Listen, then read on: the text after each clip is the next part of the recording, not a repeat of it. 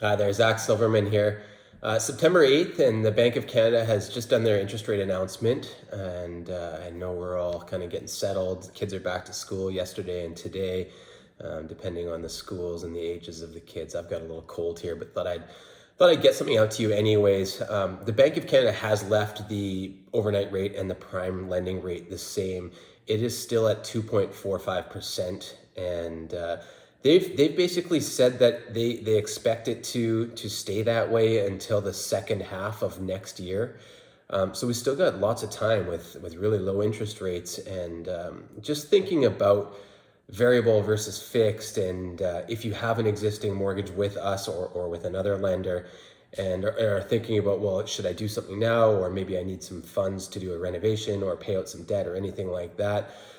We're still very big on variable rate strategies. I mean, we ultimately always will leave the decision up to you, the person with the mortgage, because I don't believe there is a right or a wrong product or answer, but just what suits you guys. And the data is still quite overwhelming as far as how many people make it through the term of their mortgage. And the CMHC data has still held strong that over 6 out of 10 people don't make it through the term of their mortgage. And the most common term by far in Canada is 5 years. So probably the biggest reason why people don't make it through the term of their mortgage is it's simply because lots can happen in 5 years, good or bad, job changes, family changes, all of that sort of fun stuff. So the variable rate strategy is solid because variable rates are very low, anywhere from, depending on the situation, 1.25 to 1.5%, whether it's a purchase or refinance, how much money you're putting down, etc.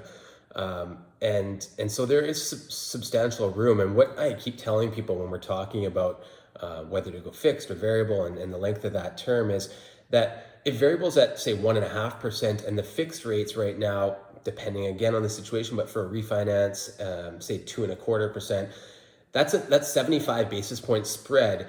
It's not like the variable rates have to go up by 75 basis points. Otherwise, you'd be better off in the fixed. They actually have to go, if it takes 2 years for the variable rates to go up by 75 basis points, which it very well could, I believe it will, then it has to go up another 75 basis points just to become level with the fixed rate. So if that takes 4 years, you're now just level, plus you've got the benefit of having just a 3-month interest penalty with a variable rate. It makes it a very compelling strategy. Now, that being said, a lot of people just, hey, fixed rates are still very low.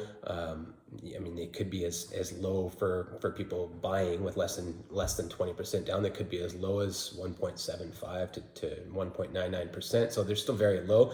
And I'm happy with that. And I just don't want to think about it again for the next 3, 4, 5 years, whatever that term. So just a quick overview summary of what's available and things to think about if you have a mortgage or are looking for a mortgage, or you know somebody that has a mortgage. So Bank of Canada announcement, everything's staying the same. The government's QE program, their quantitative easing program, is still staying at $2 billion a week. So they're not taking that down this time.